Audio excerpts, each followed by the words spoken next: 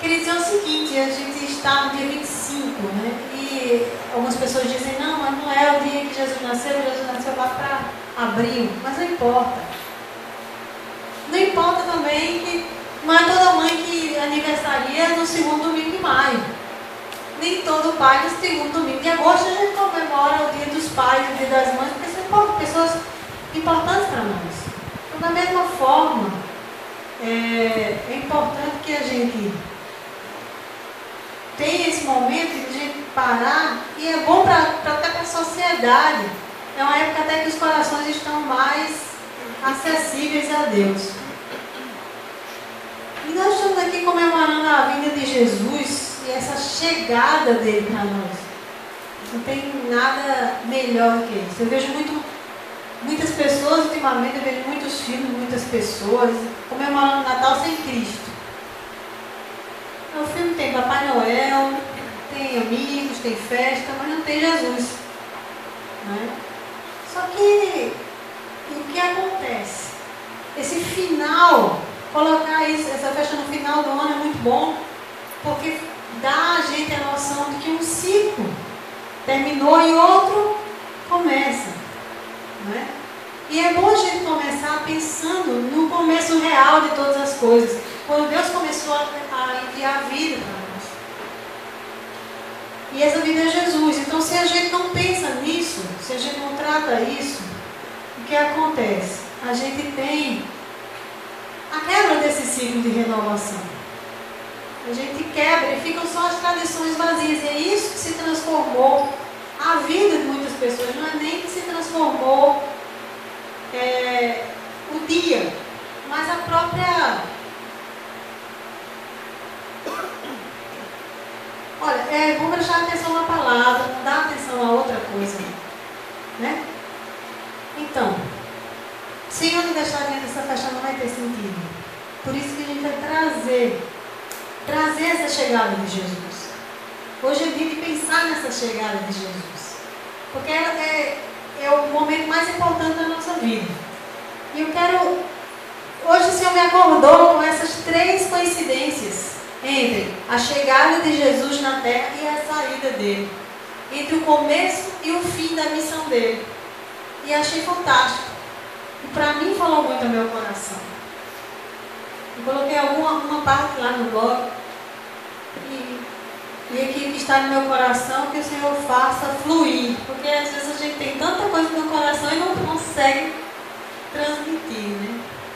Primeira coisa que acontece lá no nascimento de Jesus, e acontece também no final do ministério, na conclusão, no cumprimento do ministério, é o exílio.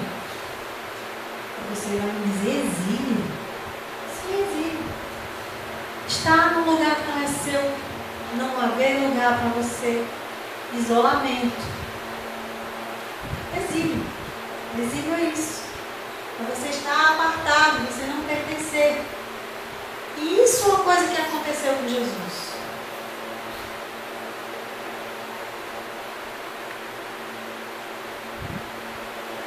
Olha só, Jesus nasceu sem um lugar próprio. Os pais dele precisaram voltar para Belém, para o recenseamento. Isso significa que a família de José morava ali. Como é que na cidade que mora toda a sua família naquela época tem 10 filhos, como é que na cidade que mora toda a sua família ninguém me recebe em casa? Não tinha hospedaria. Eles ficaram, como todo mundo sabe, numa estrebaria. Isso é uma rejeição muito forte. Você com a sua mulher grávida, seus parentes, não tem um parente para lhe receber, uma mulher grávida, em vez de dar à luz. Um risco. Mas essa ideia é uma ideia que está no coração da gente, mas não no coração de Deus. Deus sempre tem um lugar para a gente. Deus tem um lugar especial. Por isso é um lugar estranho, mas é um lugar especial. Um lugar que Ele reservou para manifestar a glória dEle. Mas Jesus pareceu nascer de improviso num lugar que não era dele, gente. E você pode até estar se sentindo assim também. Que na minha vida está tudo de arranjo. Eu estou com um monte de coisas pendentes, um monte de coisas desarranjadas. Eu também estou no exílio. Só que o exílio de Jesus, esse isolamento de Jesus, essa rejeição de Jesus, não era uma rejeição só de nascimento. Sabe o que a Bíblia diz? Lá em João 1, 10 e 11, diz assim: o verbo estava no mundo, o mundo foi feito por intermédio dele, mas o mundo não o conheceu. Veio para o que era seu e os seus não receberam. Uma coisa é você chegar numa escola muito competitiva e seus colegas não lhe aceitarem porque você não rende o que devia render na sala de aula, porque você é magro, porque você é gordo, porque você é feio, porque você é bonito, porque você fala, porque você não fala. Porque hoje em dia a escola é uma verdadeira competição. Mas quando essa rejeição é com os seus, você já imaginou, você chega em casa e você não se sente em casa? Você chega no trabalho e as pessoas que eram seus amigos viram as costas para você. Você não tem lugar. Foi esse tipo de rejeição que Jesus veio. Foi esse tipo de rejeição que Jesus sofreu. E foi a vida. O propósito dele era vir para aquelas pessoas, mas os judeus não quiseram. O povo inteiro. Grande parte dos judeus. Mas ele veio também com a missão de se igualar a nós. E ele sabe o que é esse sentimento de se sentir exilado, rejeitado, fora, ter as costas viradas contra você. E ele não foi só rejeitado por um momento. A Bíblia diz, por favor, abra-me Isaías, capítulo 53, versículo 13. Eu queria que vocês guardassem esse versículo para levar para casa. E vissem dessa forma como eu vou mostrar agora.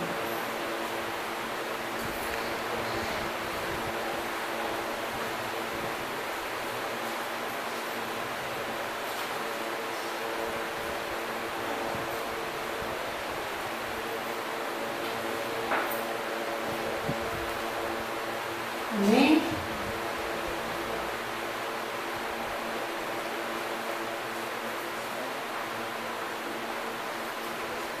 Só um minuto que ele está me desligando o tempo todo aqui para me ver louca. Olha só. Isaías 53, versículo 3. Amém? Ele foi desprezado e o mais rejeitado entre os homens, homem de dores e que sabe o que é padecer.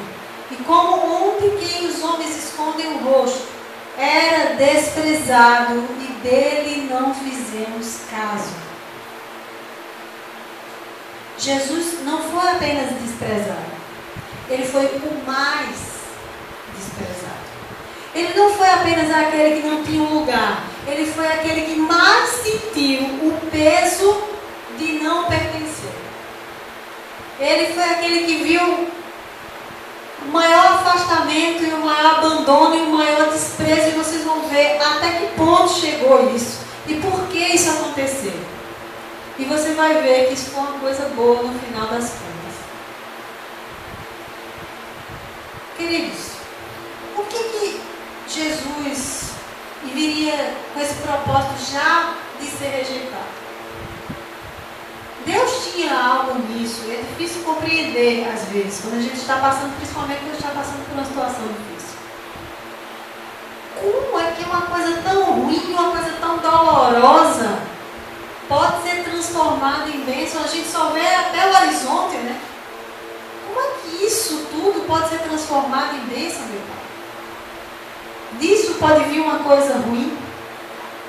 Lá na China tem uma flor chamada flor de lótus, e ela só nasce dentro da lama.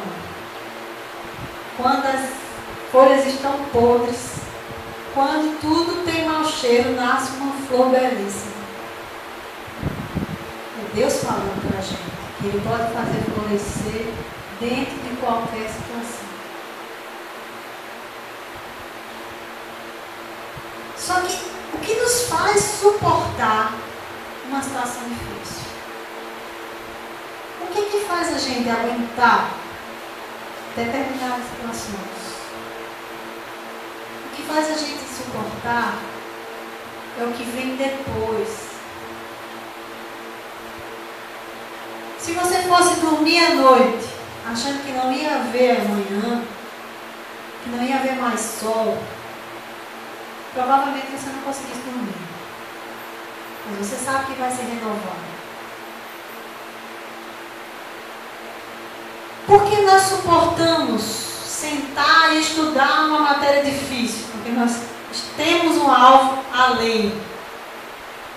Seja o título ou o conhecimento ou o emprego, nós temos um propósito que nos leva a suportar. E Jesus tinha um propósito que o levava a suportar aquele exílio, aquela rejeição, aquele desprezo. E eu lhe digo, meus queridos, quem é mãe aqui que amamentou e sentiu dor? O seio racha, né? Mas você insistiu, não foi? E amamentou o quanto pôde, não foi? O que fez você passar por isso? O maior propósito de todos os propósitos: o amor. O amor, gente, é o propósito que segurou Jesus através desse exílio. O amor é o propósito que segura uma mãe, faz arriscar a vida, né, Juliana? Para você ter nos braços seu filho. O amor é o propósito inexplicável, capaz de fazer você superar qualquer coisa. E foi com esse propósito que Jesus superou todo o exílio, todo o desprezo, todo o descaso, todo o sofrimento. E ele suportou desde o momento que ele nasceu. Você imaginou que é você chegar para o rei dos reis e dizer: não tem vaga para o senhor aqui não. Jesus suportou isso.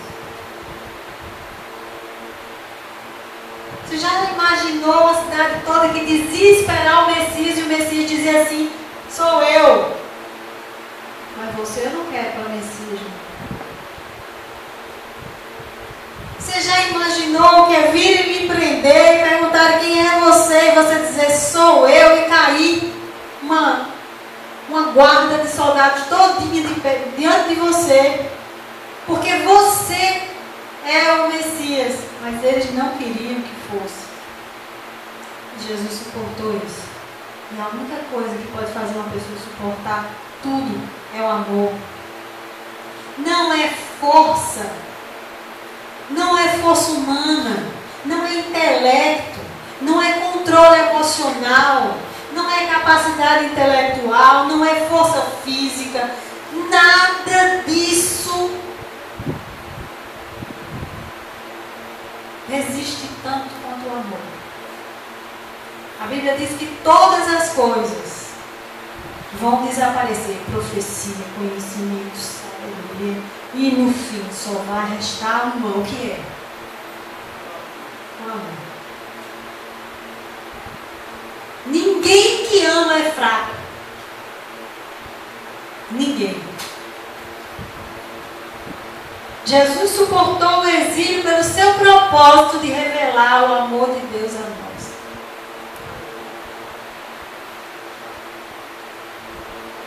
Gente, tem uma coisa muito importante que eu quero que vocês saibam. O tamanho da entrega é exatamente o tamanho da bênção. A medida da sua bênção é a medida da sua entrega. Eu vou dizer a você o tamanho da entrega de Cristo por você. O tamanho do exílio que ele suportou. Está aqui em Marcos capítulo 15, versículo 34 a 39.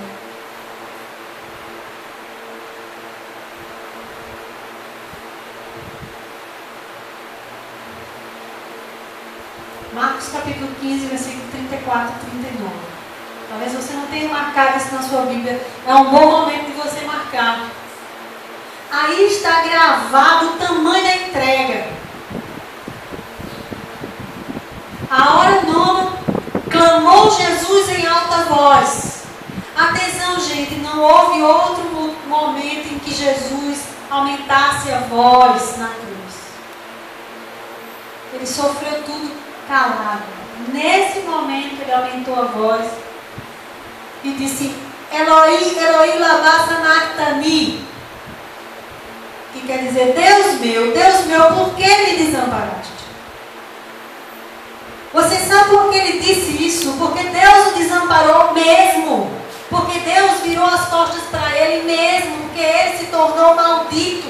Porque ele carregou sobre ele o pecado que era que separava o homem de Deus. Porque Deus diz assim: a minha mão não está encolhida para que eu não possa abençoar, mas os seus pecados fazem separação entre mim e vocês. Quando o pecado do homem veio sobre Jesus, ele levou a derradeira rejeição, o máximo do desprezo, o cúmulo do exílio. Ele saiu da presença do Pai. É isso que significa ser maldito. Alguém que não tem acesso a Deus. Alguém que só tem direito a ver Deus voltado contra ele. Alguém que não é aceito na presença de Deus, que está condenado. E para que nós pudéssemos ser recebidos nos braços do Pai, Jesus se fez rejeitado naquela cruz. O tamanho da bênção é o tamanho da entrega. O tamanho da rejeição de Cristo é o tamanho da sua aceitação em Cristo. O tamanho do afastamento e da dor que Jesus sentiu é o tamanho do poder que pode me aproximar de Deus. Eu não escuto nenhum aleluia, nenhum glória a Deus. Aleluia, minha gente. Presta atenção nisso. Ele se fez o mais rejeitado para que nós fôssemos aceitos, os mais aceitos. E ele disse aqui, algumas pessoas entenderam errado e eu vou mais à frente. Mas Jesus dando um grande brado, e o véu do santuário rasgou-se em duas partes. Havia um véu no santuário que representava o impedimento que o homem tinha de se aproximar de Deus. Ali só o sumo sacerdote uma vez no ano entrava, depois de ter feito sacrifício. Se não tivesse tudo ok, ele podia cair morto na mesma hora. Mas o véu se rasgou. Aleluia. Sabe onde esse véu se rasgou? Ele se rasgou nas mãos de Jesus. Ele se rasgou nos pés de Jesus. Ele se rasgou na coroa de espinho que rasgou a cabeça de Jesus. Ele rasgou-se quando a espada entrou no lado de Jesus. Cada corte em Jesus Cristo, cada vez que a vida dele se derramou e quando caiu o último pino, ele arrancou a separação. Nós podemos entrar na presença do Pai. Acabou-se o exílio. Acabou-se a rejeição. Acabou-se o desprezo. Acabou-se o afastamento. Isso que Jesus trouxe naquele abandono de uma criança, de uma mulher grávida que não tinha onde pousar e que terminou no estábulo. Ele já estava anunciando que ele seria o mais desprezado. Desprezado desde o início, para que no fim você fosse aceito. Queridos, é tremenda essa revelação. O exílio final foi o mais doloroso e mais cruel. Tudo que Jesus fez foi porque amava a Deus. Até se separar do próprio Deus por nossa causa.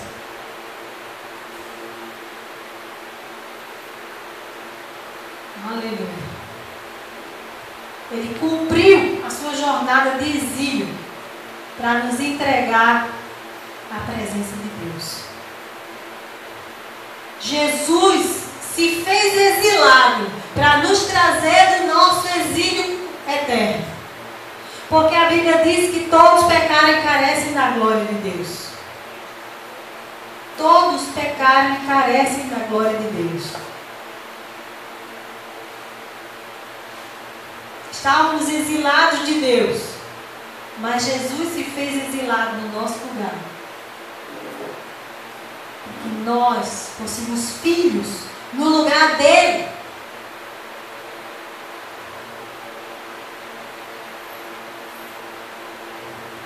Deus teve que virar as costas para Cristo para abrir os braços para nós. Aleluia. Deus virou as costas para seu filho, para abrir os braços para você. Isso é maravilhoso, gente. Esse foi o preço. E eu quero dizer que Jesus veio como alguém que não tinha lugar, para que você saiba que tem um lugar na presença do Pai. O exílio que Jesus nasceu naquele estábulo, o exílio que Jesus viveu na terra, o exílio que Jesus morreu na cruz, nos dá acesso ao Pai. Maravilhoso. Esse é o primeiro ponto que existe em comum, do começo ao fim. O segundo ponto, a madeira. Jesus começou numa manjedoura de madeira. E ele terminou no madeiro da cruz. Ele veio, meus queridos, com uma missão. E ele já foi entregue na madeira. A mãe teve o filho, envolveu em panos e colocou na manjedoura, que é o corpo de madeira. Olha que ideia mais grosseira, meus queridos. Um coxo para acomodar um príncipe. Pense nisso. Você colocaria um príncipe, ou o seu príncipe, mãe, você colocaria num coxo? Coloca lá na incubadora, né? Coloca nos seus braços.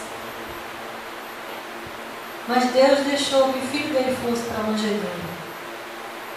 Porque ele já estava anunciando que aquele príncipe ia ser coroado no madeiro.